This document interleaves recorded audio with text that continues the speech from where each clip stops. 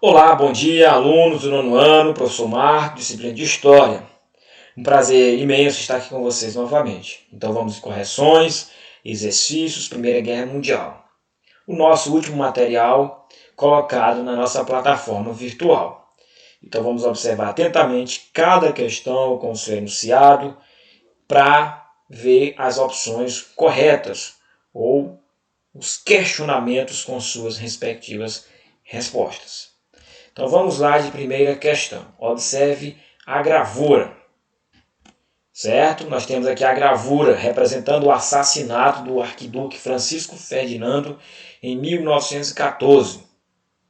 A partir dessa imagem, estabeleça a relação entre o assassinato de Francisco Ferdinando e o começo da Primeira Guerra Mundial. Então, qual é a relação entre o assassinato com o início da Primeira Grande Guerra? Então, o que é que nós percebemos? Que apesar de não ser o motivo que explica a deflagração da Primeira Guerra Mundial, o assassinato do arquiduque Francisco Ferdinando é o responsável pela ativação das alianças militares já firmadas bem antes do conflito.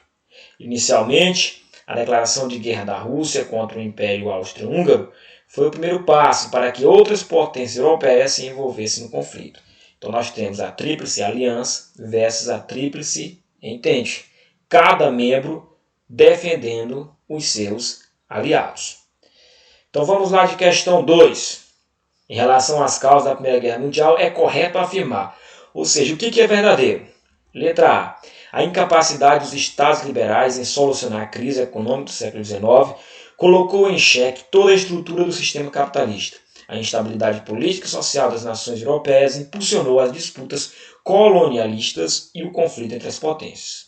Letra B. A desigualdade de desenvolvimento das nações capitalistas europeias acentuou a rivalidade imperialista.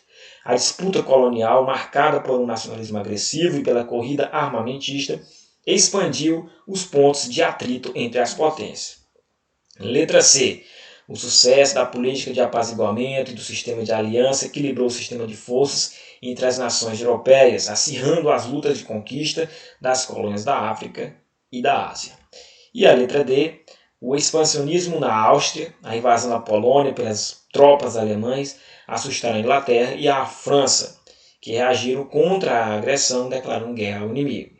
E a letra E.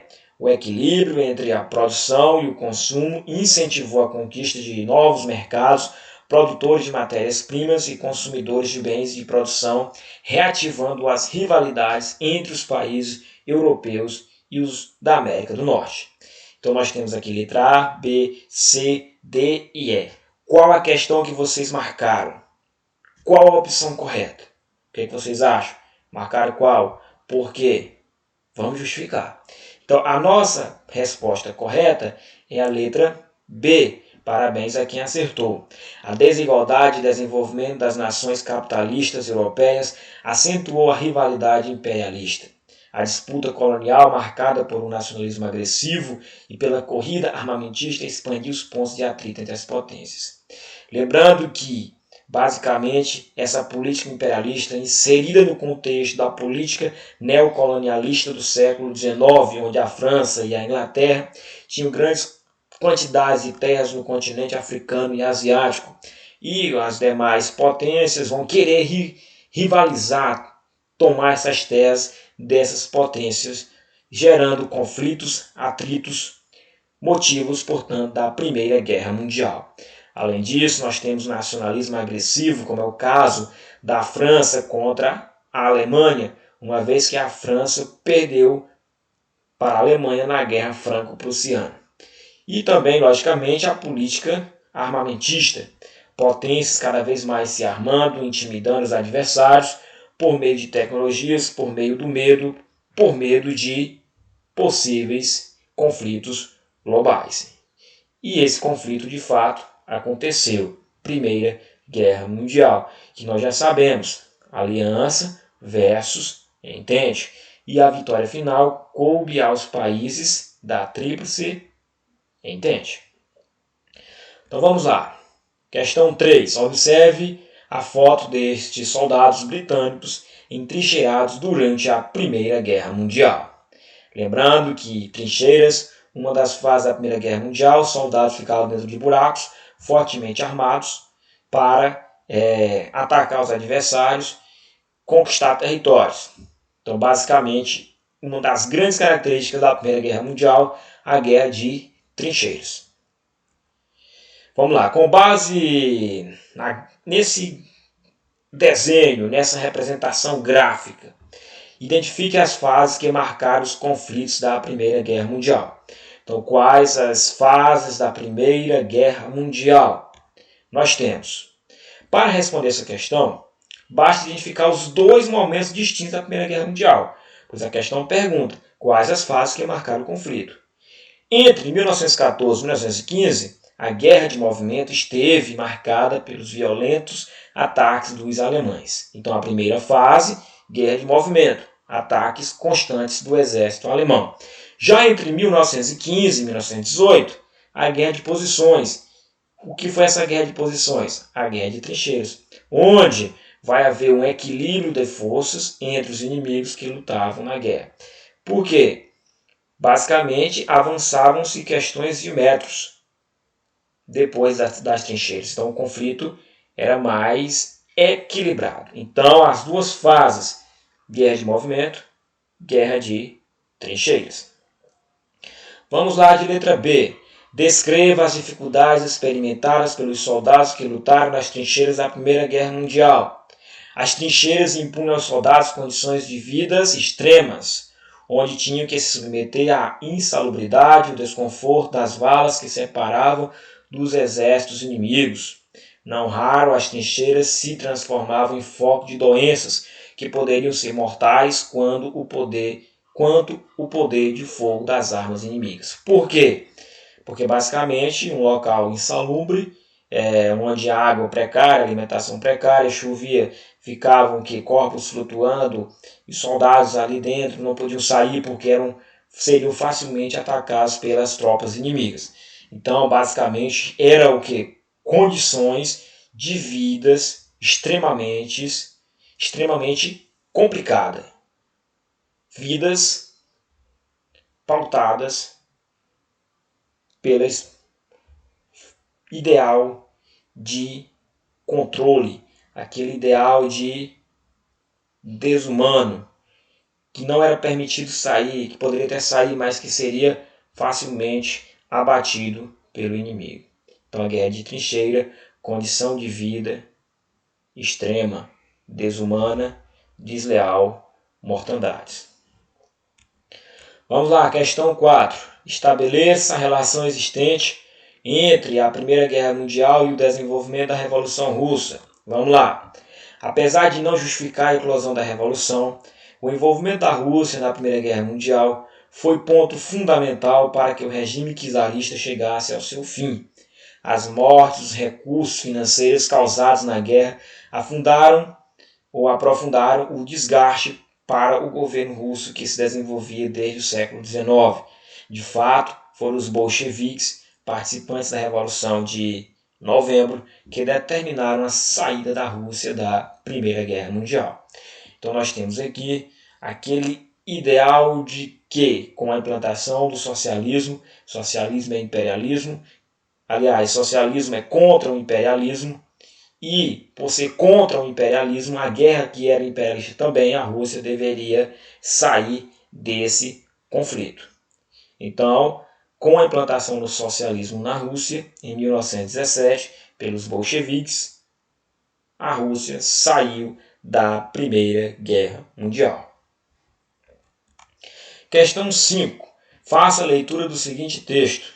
Impôs-se à Alemanha uma paz punitiva, justificada pelo argumento de que o Estado era o único responsável pela guerra e todas as suas consequências. Erich Hobsbawm, A Era dos Extremos, o Breve Século XX, 1914-1991.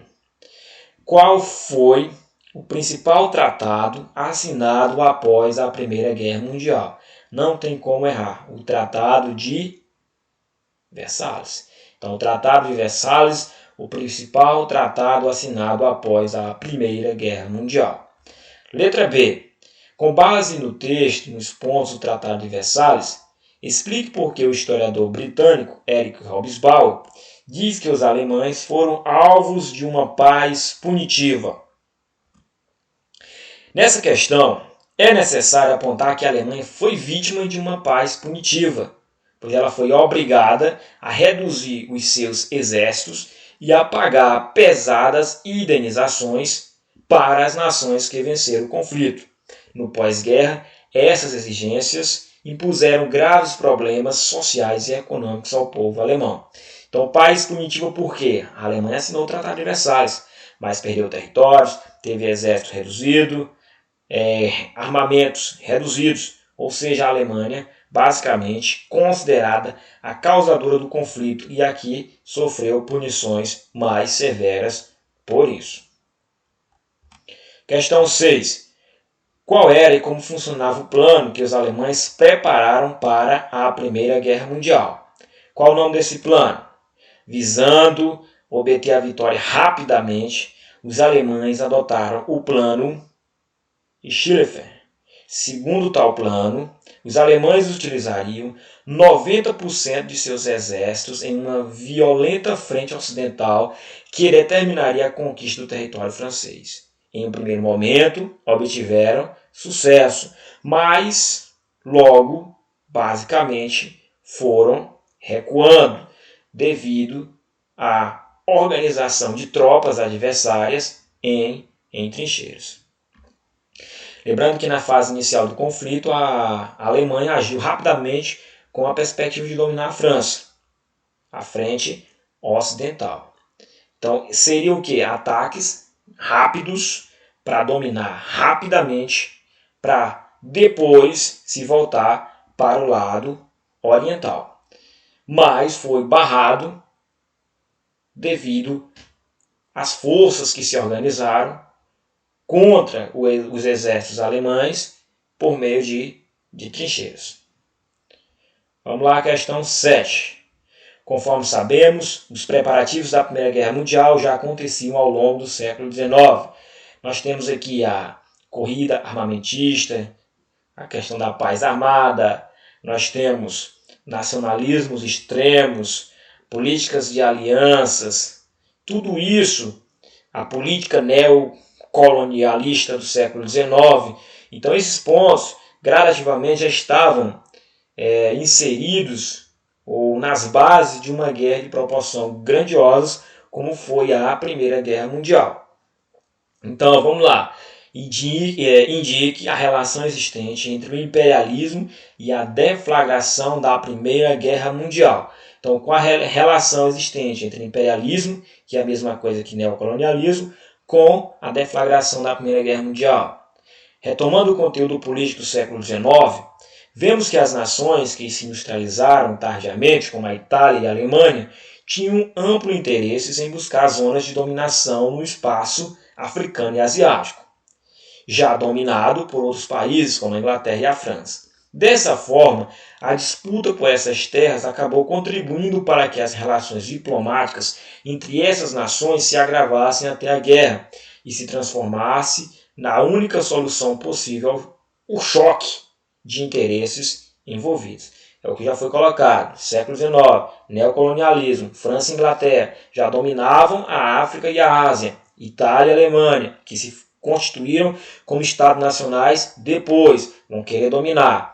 Como já tinham dominadores, vai gerar conflito de interesses. Um dos pontos que levaram à deflagração ao início da Primeira Guerra Mundial. Letra B. Cite alguns dos armamentos utilizados para esse momento ou para esse conflito e qual o impacto dessas armas na guerra. Então, sendo um conflito sem precedentes. Então, foi um conflito grandioso, o maior até o momento. A Primeira Guerra Mundial inaugurou uma série de novos armamentos e tecnologias bélicas. Entre elas, podemos destacar lança-chamas, tanques de guerra, armas automáticas, bombas de efeito, ar asfixiante e gases tóxicos. Chegando ao seu fim, a Grande Guerra arrebatou uma quantidade de vida nunca observado antes. Então, por isso que a Primeira Guerra Mundial, mas na época eles não davam esse nome, era Grande Guerra. Só que, como depois aconteceu a Segunda, se convencionou chamar a Primeira Guerra Mundial. Conflitos sem precedentes até aquele momento.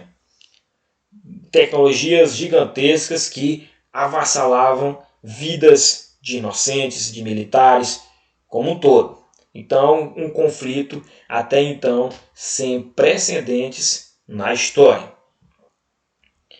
Questão 8.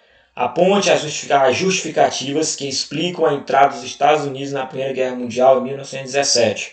Enquanto que a Rússia saiu em 1917, os Estados Unidos entraram em 1917. Nós já colocamos que a Rússia saiu por quê? Devido à implantação do socialismo na Rússia em 1917. Socialismo é contra o imperialismo. Guerra é imperialismo. Portanto, a Rússia saiu da guerra.